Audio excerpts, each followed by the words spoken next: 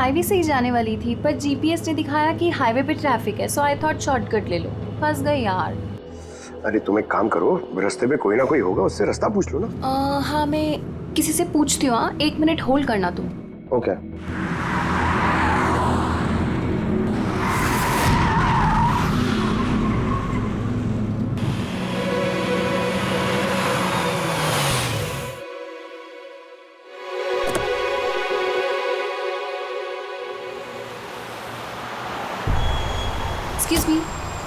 Excuse me, क्या आप मुझे बता सकते हैं ये रोड हाईवे पे कनेक्ट होगी या नहीं?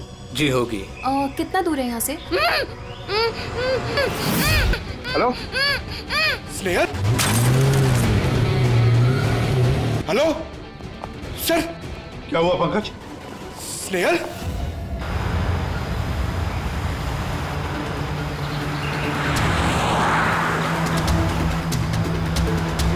सर ये स्नेहल की गाड़ी है सर।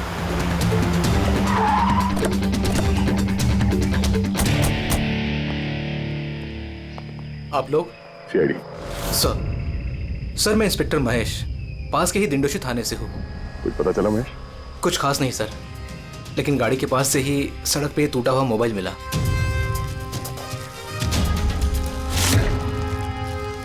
सर ये स्नेहल का है सर। तो पूरी तरह से चकनाचूर हुआ है, लगता है किसी गाड़ी से कुछ लग गया है। सर शायद मुजरिम किसी गाड़ी में आए होंगे और फिर स्नेहल को उसी गाड़ी में ले गए। सर ये लोग मेरे हाथ में एक बार आ जाए तो मैं जिंदा नहीं छोड़ूंगा। पंकज, स्नेहल की किसी के साथ कोई दुश्मनी थी क्या?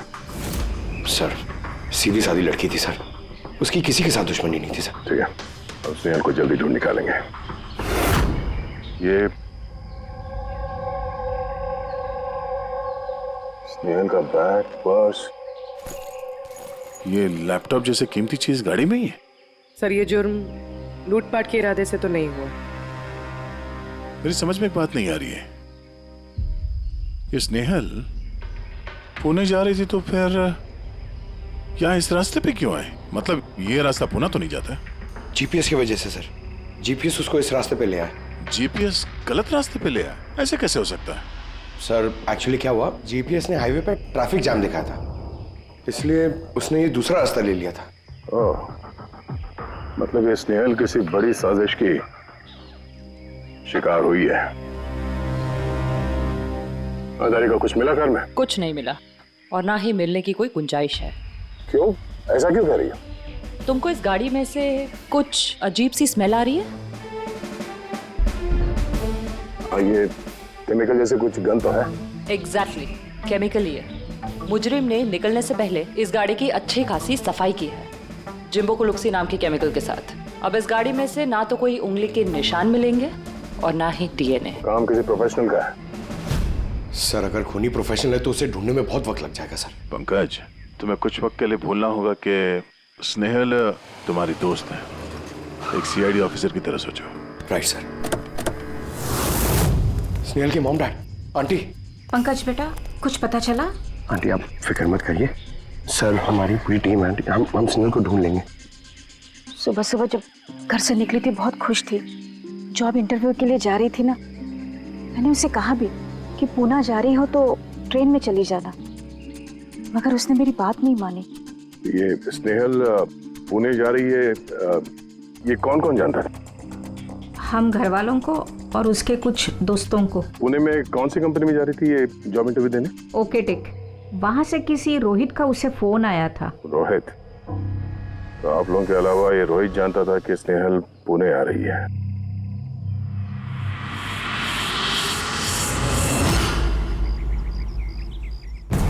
बस ये इन्फॉर्मेशन मिल जाए सर, बहुत मदद हो जाएगी।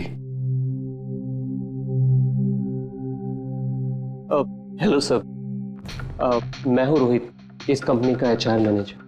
रोहित, स्नेहल नाम की एक लड़की तुम्हारी कंपनी में आने वाली थी ना जॉब इंटरव्यू के लिए आज? जॉब इंटरव्यू के लिए? नहीं तो का क्या मतलब है?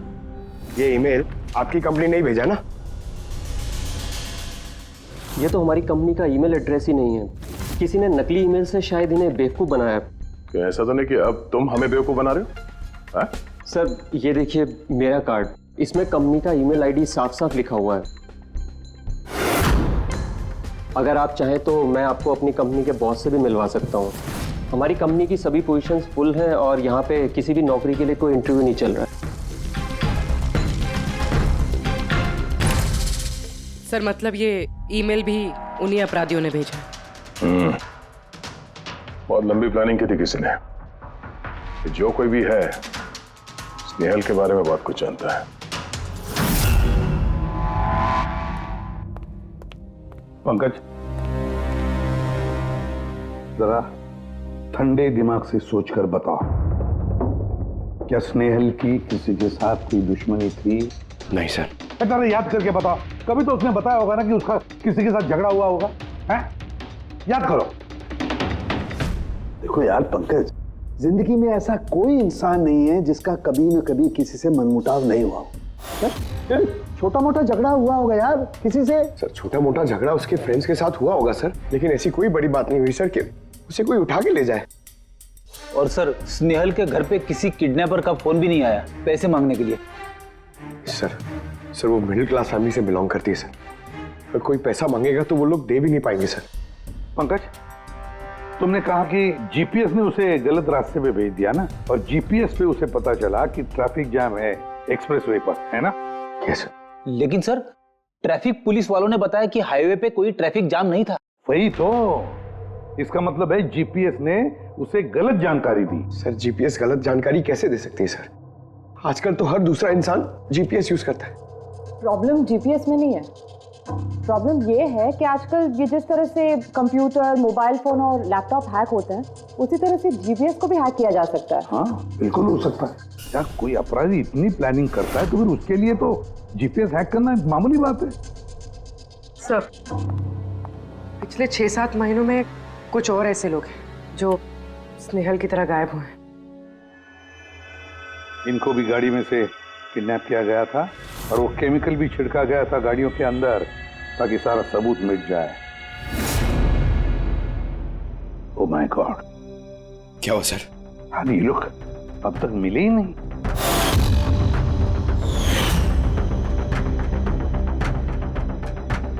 पंकज ऐसे घबराओ मत, समझे? स्नेहल को हम ढूंढ कर लाएंगे, उसे कुछ नहीं होने देंगे, घबराओ मत। पूर्वी देखो, क्राइम ब्रांच का इंस्पेक्टर समीर वो इस केस को हैंडल कर रहा है, बुलाओ उसे ब्यूरो में। सर गायब हुए सभी लोगों को एक ही तरीके से गायब किया गया। पहले उन्हें नौकरी या किसी फ्री गिफ्ट का लालच देकर बुलाया गया, फिर जीपीएस हैक करके उनको कार से उठाया गया, उसके बाद वो केमिकल डाला गया ताकि किसी को कोई सुराग न मिल सके। समीर ये सब हमें भी पता चल चुका है, कोई नया सुराग मिला है, कुछ नई चीज जिससे हम मुजरिमों के करीब जा सके? सर पिछले महीने कुछ ऐसा ही सुराग हाथ लगा था मुझे। रुको साहब, यही रुको, यही।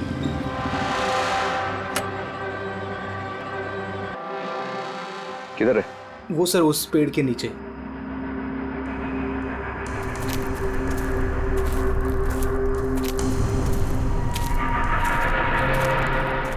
क्या हुआ? चलो। नहीं साहब आप जाइए। अरे घबरा क्यों रहे हो? मैं हूं ना तुम्हारे साथ। नहीं साहब मुझे बहुत डर लगता है। अच्छा वो जगह कहाँ है? वो सब वहाँ पेड़ के नीचे। ला मुझे दो।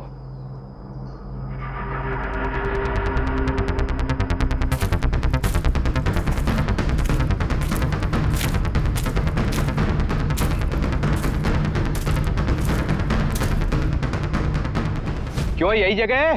हाँ साहब।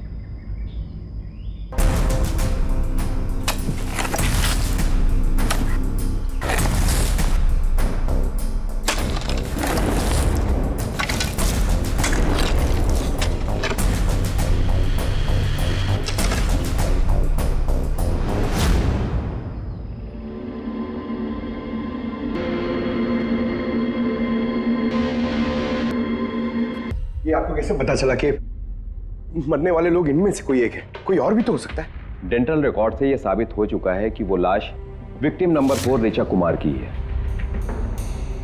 फिर बाकी लोग जो गायब हुए उनका क्या? नहीं सर, किसी का कुछ पता नहीं चला, और ऋचा के साथ जैसा हुआ है उसे देखकर ये लगता नहीं है कि उनमें से कोई भी जिंदा बचा होगा।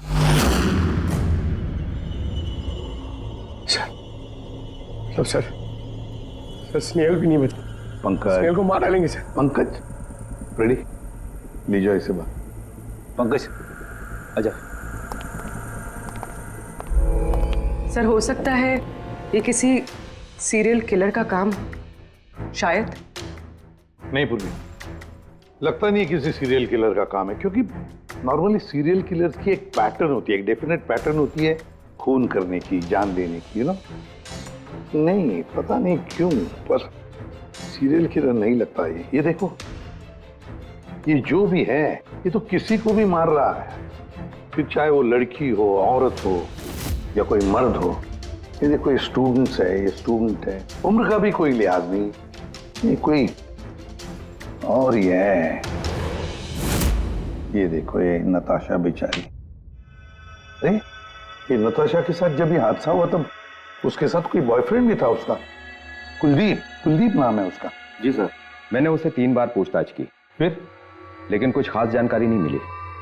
कुलदीप? सब मेरी गलती है, मुझे नताशा को उस दिन कार में अकेले छोड़ के नहीं जाना चाहिए था। सब कुछ शुरू से बताओ, पूरी बात डिटेल में। सर, नताशा MYB कंपनी में रिसेप्शनिस्ट का जॉब करती थी। तभी एक दिन अचानक उसे किसी बहुत बड़ी कंपनी से अच्छा जॉब ऑफर आया। सर एक मिनट,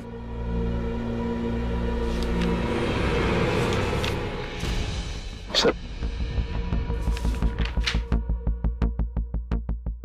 पहली नौकरी में नताशा को सैलरी कितनी थी? सर 20,000 रुपए। और इस नौकरी में 1 लाख रुपए सैलरी दी जा रही है। तुम्हें कुछ अजीब नहीं लगा कि अचानक कोई इतनी बड़ी नौकरी क्यों देगा?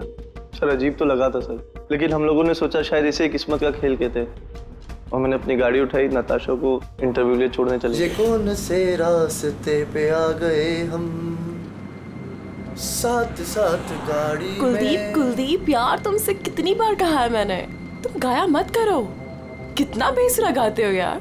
अरे बाबा, मैं गाना नहीं गा रहा हूँ, मैं ये पूछ रहा हूँ कि हम लोग कहाँ आ गए। ये रास्ता तो कभी देखा नहीं मैंने। तुम है ना सिर्फ GPS फॉलो करो, अपना दिमाग मत लगाओ। अरे यार, हम यकीनन गलत रास्ते पे आ गए। मैं काम करता हूँ, ट्यूटर लेता हूँ और जो रास्ता हमें पता वहीं से चलते हैं। ओह माय गॉड, अब क्या हुआ? लगता है पंचर हो गई है।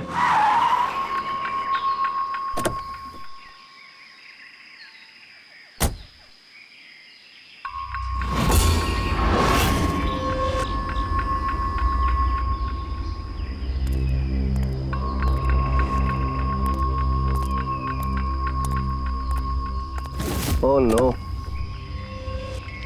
यार, दोनों टायर पंचर हो गए, एक होता तो बदल देता। अब क्या करें यार, यहाँ टैक्सी ऑटो कुछ नहीं मिलेगा। भैया एक मिनट, यहाँ आसपास कोई मैकेनिक मिलेगा क्या? हाँ है ना, आगे 2 किलोमीटर आगे पे ही है। क्या हुआ, पंचर हो गया क्या? हाँ यार, मुझे छोड़ दोगे वहाँ तक? छोड़ तो दूंगा, लेकिन 50 रुपए लूंगा। अरे 100 ले लेना यार, चलो। अरे कुलदीप, तुम मुझे अकेला छोड़ के जा रहे हो? मैं बस यूं गया और यूं आया, ठीक है? मुझे तुम्हारे साथ आना ही नहीं चाहिए था। लव यू जान। 10 मिनट तुम अंदर बैठो, बाहर मत निकलना, मैं बस यूं गया और यूं आया। चलो चलो। उसने मुझे कहा भी था उसको अकेला छोड़ के ना जाऊं मैं। आज मैंने उसकी बात सुन ली होती। उसके बाद मैकेनिक को लेके तुम वहां पहुंचे और वहां पे नताशा नहीं थी? नहीं सर। सर, ये बाइक वाला मिला हुआ उन लोगों के साथ। हो सकता है। तुमने उस बाइकर का चेहरा देखा, कुछ याद है? नहीं सर, उसने हेलमेट पहन रखा था। अच्छा, वो बाइक का नंबर याद है? नहीं सर, उस समय सिर्फ मुझे नताशा को इंटरव्यू में छोड़ने की जल्दी थी, इसलिए नहीं देख पाया। अच्छा, ये नताशा कोई डायरी वायरी कुछ लिखती थी? मेरा मतलब है रोज का दिनचर्या या फिर मीटिंग्स के शेड्यूल्स। डायरी तो नहीं है, लेकिन हाँ लैपटॉप जरूर है जिसमें वो अपनी जरूरी चीजें लिखा करती थी। लाइए जरा खोलो सर। पासवर्ड 20/04/1987। ये नताशा? हाँ जी सर। ये वारदात हुई थी 6 मार्च को। देखना जरा वारदात से पहले कहाँ गई थी वो, उसका शेड्यूल चेक करो।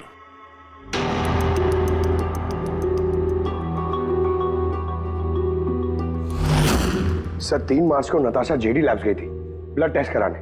हाँ तो? सर 1 हफ्ते पहले स्नेहल भी वहां गई थी जेडी लैब्स। इतनी बोरिंग फिल्म दिखाई तुमने मुझे, मालूम है? सर दर्द हो रहा है। हाँ, फिल्म कहीं से भी बोरिंग नहीं थी। अरे इतनी बोरिंग फिल्म थी। मुझे भूख लग रही है, चलो कुछ खा लेते हैं वहाँ पे। और नहीं, मैं कुछ नहीं खा सकती, तुम खा लो। मुझे 12 आवर्स की फास्टिंग करनी है। कल मेरा ब्लड टेस्ट है। Blood test? क्या हो गया तुमको? Relax, it's just a blood test, normal routine checkup. अरे यार तुम डरा देती हो। Blood test? अच्छा, ब्लड टेस्ट से डर गए। अगर मुझे कुछ हो गया तब क्या करोगे तुम? तो दूसरी आ जाएगी ना? क्या दूसरी? अरे नहीं, दूसरी अरे कहाँ से? कहाँ अरे से? मारो मत यार। दूसरी? अरे यहाँ मारो मत, यहाँ पे मेरी बहुत इज्जत है। अरे I love you, I love you, I love you, I love you. तुमको कुछ नहीं होना चाहिए।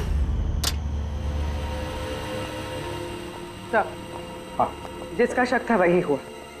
सभी विक्टिम्स ने गायब होने से ठीक पहले ब्लड टेस्ट करवाया था, उसी जेडी लैब से। जेडी लैब से? चलो एक कड़ी तो मिल गई। और सर, जिन लोगों को चुना गया था उन्हें एक खास ईमेल आया था टेस्ट के कुछ दिन पहले।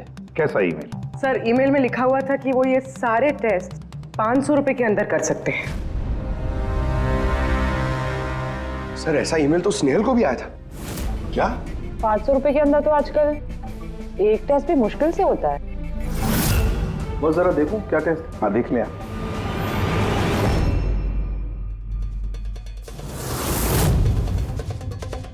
यार ये तो पूरी की पूरी लंबी चौड़ी लिस्ट है टेस्ट की। ये 500 रुपए में हो ही नहीं सकते हैं। कम से कम 15-20 हजार रुपए लगेंगे। क्या बात कर रहा है? हाँ तो फिर बहुत बड़ी गड़बड़ है सारुण के। इसका तो एक ही मकसद हो सकता है कि टेस्ट करना और लोगों को चुनना, तंदुरुस्त लोगों को चुनना और फिर उन्हें अगवा करके मार देना। पर क्यों मार देना?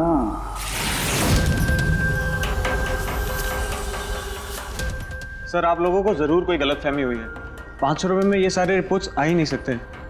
वही तो हम भी कह रहे हैं। इतने सारे टेस्ट 500 रुपए में कैसे हो सकते हैं? ये लैब इतनी दयालु कैसे हो गई कि इतने कम दामों में ये सारे टेस्ट करने लगी? सर हमने ऐसी कोई मेल भेजी ही नहीं है। अच्छा, वो सब छोड़ो, सच यही बताओगे या कोई और नुस्खा आजमाना पड़ेगा हमें? एक मिनट सर, आप इस तरह गलत इल्जाम लगाकर हमें धमका नहीं सकते। आप जिनके नाम दे रहे हैं वो लोग हमारे लैब में आए ही नहीं थे। ये देखिए, ये हमारे रिकॉर्ड। हम जानते वो नहीं आए थे। उनके घर वालों ने बताया कि तुम्हारे लैब से होम टेक्नीशियंस गए थे उनके घर पे ब्लड सैंपल लेने के लिए। बुलाओ सबको। ये लिस्ट देख के बताइए, आप लोगों में से कौन इन लोगों के घर गया था ब्लड सैंपल लेने के लिए?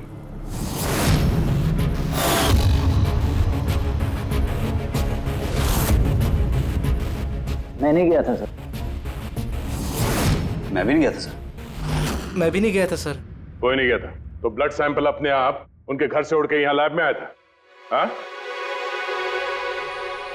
ये खुसुर-फुसुर करना बंद करिए, जोर से बोलिए, या फिर सीआईडी ब्यूरो चल के बात करें। सर एक्चुअली आप सही कह रहे हैं। हम विक्टिम के घर नहीं गए थे, बल्कि वो लोग यहाँ आए थे टेस्ट करवाने के लिए। मगर उस दिन नहीं जिस दिन आप कह रहे हैं। अब ये देखिए, महीनों पहले आए थे ब्लड टेस्ट कराने के लिए, वो सारे रिपोर्ट्स के लिए नहीं। आधा सच तो आपने बोल दिया है, आप पूरा सच बोल दीजिए। क्या किया तुम लोगों ने इनके साथ? कह तो रहे हैं कुछ नहीं किया है। जरूर किसी ने नकली ईमेल भेजा है हमारे नाम से। मगर उस नकली ईमेल भेजने वाले को ये कैसे पता चला कि तुम्हारी लैब में कौन कौन पेशेंट्स आए हैं ब्लड टेस्ट करवाने के लिए? इसका मतलब कोई तो है यहाँ इस लैब में जो उन मुजरिमों को ये डिटेल दे रहा था। क्यों? अच्छा ये बताइए, ये जितने लोग गायब हुए हैं उन सबकी जो ब्लड रिपोर्ट्स आई हैं उसमें कोई कॉमन बात है? कोई कॉमन एक सी बीमारी हो या फिर ब्लड ग्रुप एक हो? नहीं सर, कुछ भी कॉमन नहीं था। सबके ब्लड ग्रुप एकदम अलग अलग थे। कोई बीमारी भी नहीं थी। मतलब सबकी सेहत अच्छी थी? तो पंकज, सबको गाड़ी में बिठाओ, ब्यूरो ले चलो इन्हें। लेकिन मैंने कुछ नहीं किया है सर। सर मैं सच कहता हूँ सर, मैं बेगुनाह हूँ सर। सर मैंने भी कुछ नहीं किया सर।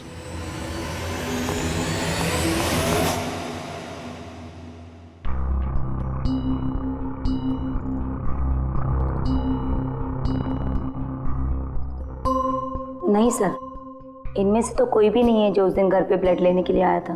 आपने ठीक से देखा? हाँ, पूरा यकीन है आपको कि इनमें से कोई नहीं था? नहीं सर, क्योंकि वो आदमी ने टोपी लगा रखी थी। सर, सर जेडी लैब्स के बाकी के एम्प्लॉयज की कुंडली निकाली है जिन पे हमें शक है। अच्छा, कौन कौन है? एक नहीं सर, 4 ऐसे लोग हैं जिन पे शक ही शक किया जा सकता है। अच्छा सर, सबसे पहला संतोष, इसकी बीवी 8 महीने से हॉस्पिटल में थी और इसके पास इलाज के पैसे नहीं थे। पता नहीं अचानक इसकी कौन सी लॉटरी लग गई कि इसने सारे पैसे देकर अपनी बीवी का इलाज कर लिया। अच्छा, और सर ये दूसरा जतिन है, 8 महीने पहले जेडी लैब पे इसकी नौकरी लगी हुई थी और ये सारे हादसे शुरू हुए 7 महीने पहले। मतलब इसके नौकरी ज्वाइन करते ही ये सारे हादसे शुरू हो गए। बाकी 2? सर, सिद्धेश और मालिनी, इनकी सैलरी 18 और 20 हजार है, मगर फिर भी पिछले 6 महीनों में ये 2 फॉरेन ट्रिप्स कर चुके हैं। अच्छा, संतोष, जतिन, सिद्धेश और मालिनी, लगता है फिर से जेडी लैब्स जाना पड़ेगा। हाँ, मैं गया था यूरोप छुट्टियां मनाने के लिए, लेकिन वो पैसा किसी गलत काम से नहीं आया था। मेरे चाचा मेरे लिए 25 लाख रुपए छोड़ के गए थे अपनी वसीयत से। और मालिनी जी, आप भी यूरोप घुमाई तो आपके लिए भी कोई वसीयत में कोई छोड़ गया था क्या कुछ? नहीं सर, दरअसल मैं सिद्धेश के साथ ही गई थी। सिद्धेश के साथ? एक्चुअली मालिनी और मैं एक दूसरे से बहुत प्यार करते हैं। ओह, लव स्टोरी। हाँ, मैंने अपनी बीवी का इलाज करवाया, मगर कोई गलत काम करके नहीं, उसके जेवर बेचकर। और तो और मेरा तो घर भी गिरवी पड़ा हुआ है। अगर आप चाहें तो मैं उसके पेपर भी दिखा सकता हूँ आपको। हाँ सर, संतोष तो सुबह से शाम तक ऑफिस में ही रहता है। ये कब जाएगा किसी का ब्लड सैंपल लेने? और जतिन? जतिन तो बहुत कम ऑफिस आता है, तभी आता है जब कोई जरूरी काम हो। अच्छा, तो तब ये हमारा आदमी हो सकता है। कि जतिन कहाँ मिलेगा?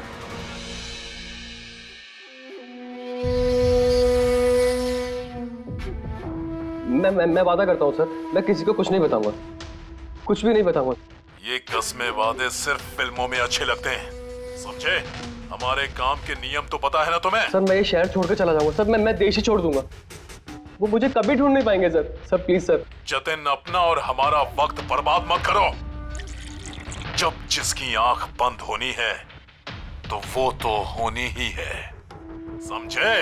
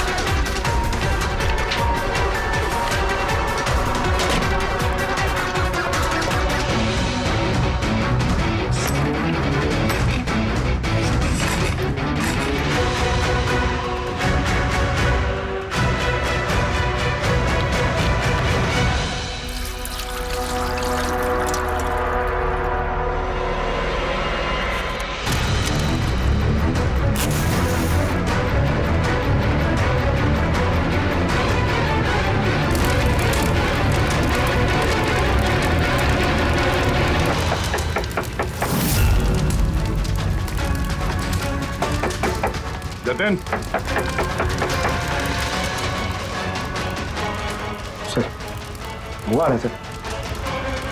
सर, अंदर कुछ चल रहा है। जतिन,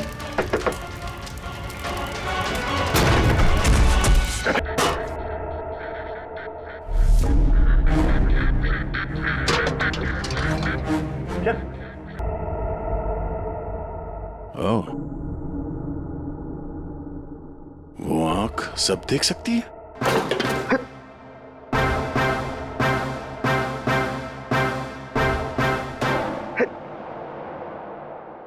सर,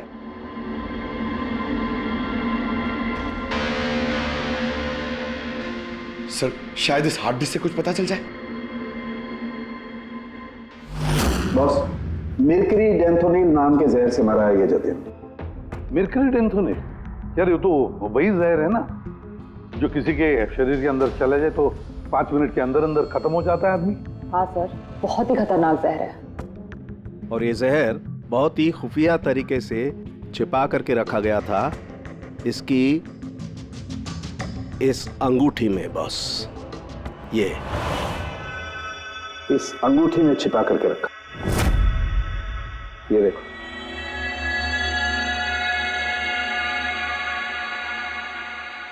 ये देख रहे हो, ये छोटी सी पिन इस सुई पर था उसे, और ये इस अंगूठी में।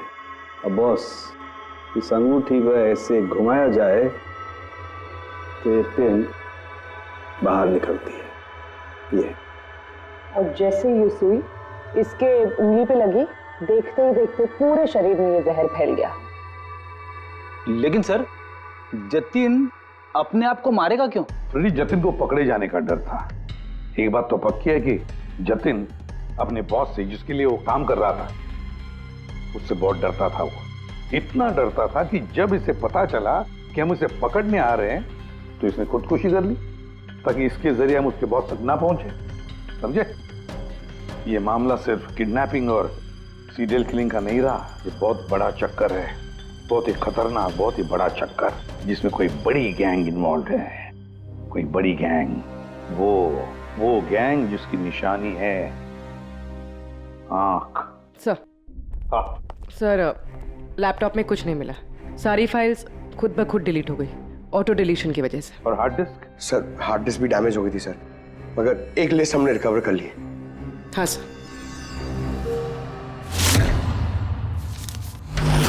अरे, इसमें तो 100 से भी ज्यादा नाम है। सर, स्नेहल के साथ और जितने भी लोग गायब हुए थे सर, सब उस लिस्ट में। मगर सर, किसी को भी कोई बीमारी नहीं है। जरूर ये लिस्ट जतिन ने जेडी लैब में से चुरा कर अपने बॉस को दे दी। पर कौन हो सकता है इस लिस्ट में से जिसकी मौत का नंबर आ गया है? कौन हो सकता है?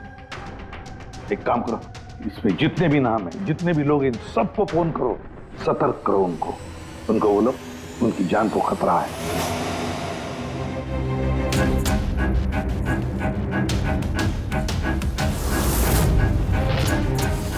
क्या?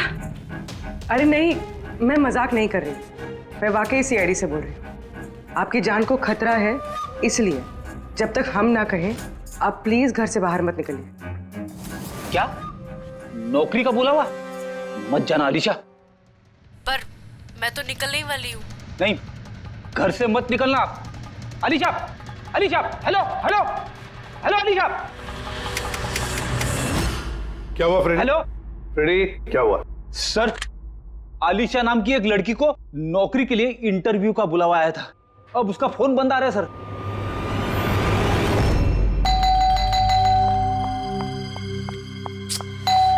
ओहो, इस वक्त कौन आ गया?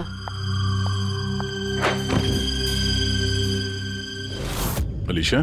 जी, आप कौन? सीआईडी। ओह माय गॉड, मतलब मुझे जो मॉडलिंग ऑफर मिला था वो झूठा था। वो लोग मुझे किडनैप करने वाले थे। हाँ, पर अब घबराने की कोई जरूरत नहीं है। अलीशा अब इंटरव्यू के लिए जाएगी भी और उसे कुछ होगा भी नहीं। नहीं सर, मैं इंटरव्यू के लिए नहीं जाऊंगी सर, मुझे बहुत डर लग रहा है। तुम नहीं जाओगी, कोई और जाएगा, अलीशा बनके।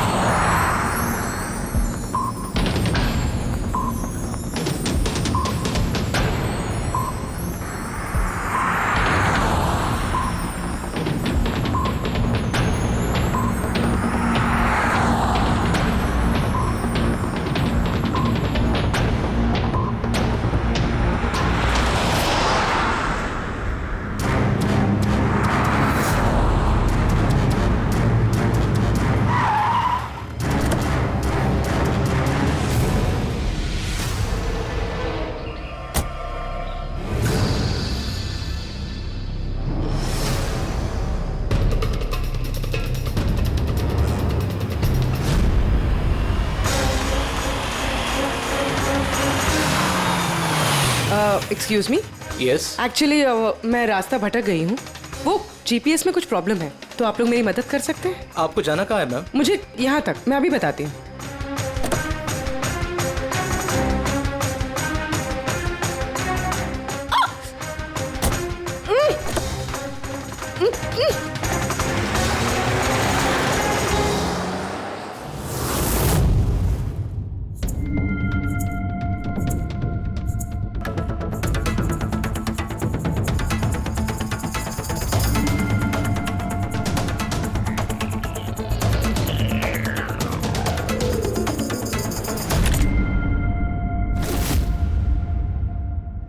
ये क्या किया तुमने? अलीशा के बजाय किसी और को लेकर आ गए? अरे भाई, इसमें मेरी क्या गलती? कार भी अलीशा की थी और मोबाइल भी उसी का था। तो अलीशा का ब्लड ग्रुप कहाँ पे है? तेरी खबर तो बॉस ही लेंगे।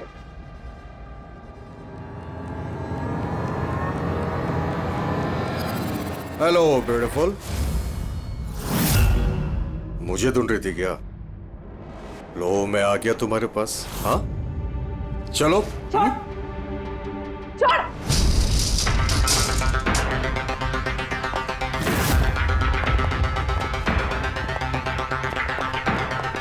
भागने की कोशिश। Beauty with brains. हाँ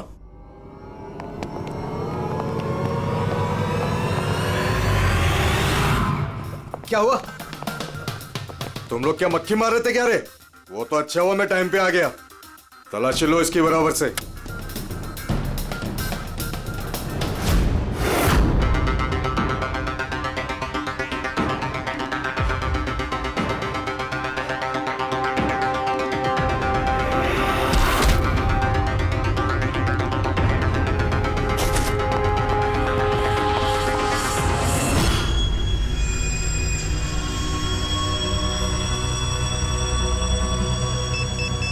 बॉस, जूते में क्या है? खुद ही देख लो।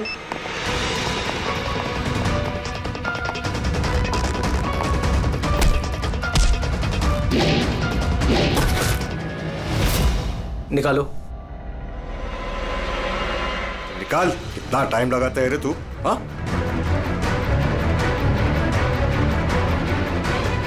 ओए, क्या हुआ भाई? Tracking device.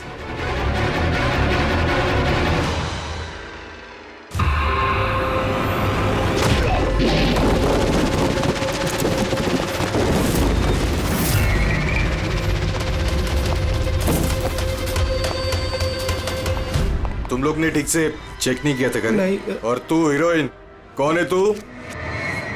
तुम लोगों की मौत। अच्छा, सीआईडी। ओ भागो!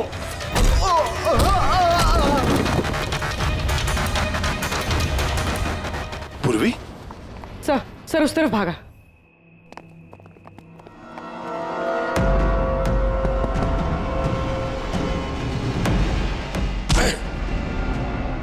स्नेहल!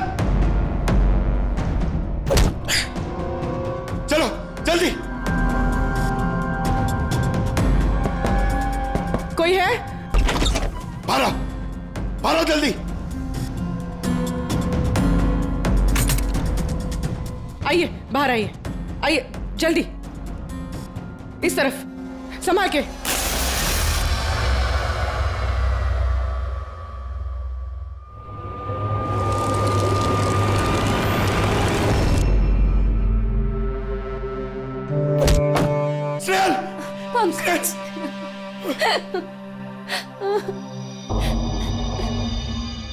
मुझे लगा मैं यहाँ से कभी निकल ही नहीं पाऊंगी। पागल हो गया? तुम कहीं नहीं होती ना, मैं तुम्हें बचा के ले जाता। तुम इतना पसंद करते हो मुझे? 10 किलो कम हो गया तुम्हें ढूंढते ढूंढते। पागल। चलो चलो यहाँ से जल्दी चलो।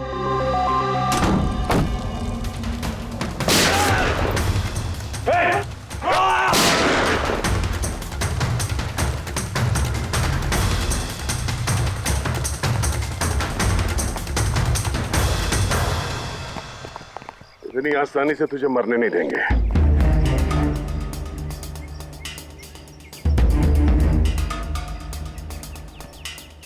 बोलो, वो क्या रहा था यहाँ पे? किसके कहने पे कर रहे थे तुम ये सब? हम जिसके लिए काम करते हैं ना, तुम उसके बारे में कभी जान नहीं सकते। उसकी आंखें तुम्हें देख सकती है, लेकिन तुम उसे कभी नहीं देख सकते। हम नहीं देख सकते? हाँ। शरीर के पुर्जों के लिए, लीवर, किडनी। वो क्या है ना, आजकल हर चीज ट्रांसप्लांट हो जाती है ना। क्या इंसान की शरीर की अंगों की तस्करी का इतना बड़ा व्यवहार चल रहा है? हाँ, जेडी लैब्स जैसे और भी लैब्स है जहाँ से हम लोगों के डाटाबेस चुराते हैं और उनमें से सेहतमंद लोगों को चुनते हैं ताकि उनके ऑर्गन्स बेच के करोड़ों रुपए हम विदेशी से कमा सके। किन विदेशियों को? किन विदेशियों को? दुनिया भर के विदेशी एक खास वेबसाइट पर आते हैं जहाँ पे इंसान के शरीर की अलग अलग पुर्जों की नीलामी होती है। एक बार पैसे हमारे अकाउंट में आ जाए तो क्लाइंट के ब्लड ग्रुप वाले इंसान को हम ढूंढते हैं उस लिस्ट में से। उसके बाद उनको 500 रुपए का टेस्ट वाला मैसेज भेजते हो ताकि ये पता कर सको कि उनका गुर्दा, लीवर या फिर दिल तुम्हारे क्लाइंट से मैच होता है या नहीं। हा? बिल्कुल ठीक। मैच होने के बाद हम उसे इंटरव्यू के लिए बुलाते हैं, ठीक उसी तरह जैसे मकड़ी एक मक्खी को लालच के जाल में फंसाती है।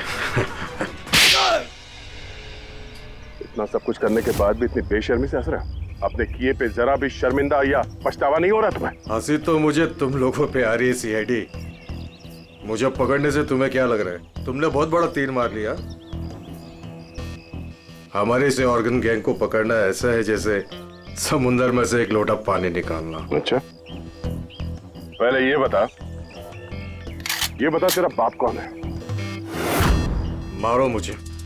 मैं भी यही चाहता हूँ कि तुम मुझे मार दो, क्योंकि अगर मैं जिंदा पकड़ा गया ना तो मेरा बॉस, मेरे दोस्त, मेरे रिश्तेदार, मेरे घर वाले सबको मार देगा वो। कौन है तुम्हारा बॉस और कौन कौन लोग शामिल है तुम्हारे इस धंधे में? इसका जवाब आप मेरे मुंह से कभी सुन नहीं पाओगे एसीपी साहब।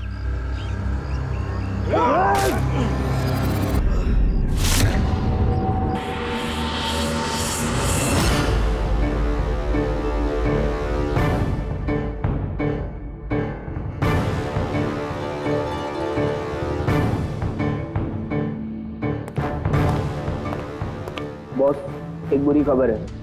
हमारे ऑर्गन गैंग वाली आंख सीआईडी वालों ने बंद कर दी है। मगर इससे पहले रणवीर सीआईडी वालों के हाथ लग पाता, उसने अपनी जान दे दी। सीआईडी वालों ने हमारी 1000 में से एक आंख बंद कर भी दी तो क्या, वो एक आंख बंद करेंगे तो उसके जवाब में हम 100 आंखें और खोलेंगे। अब आएगा मजा खेल का।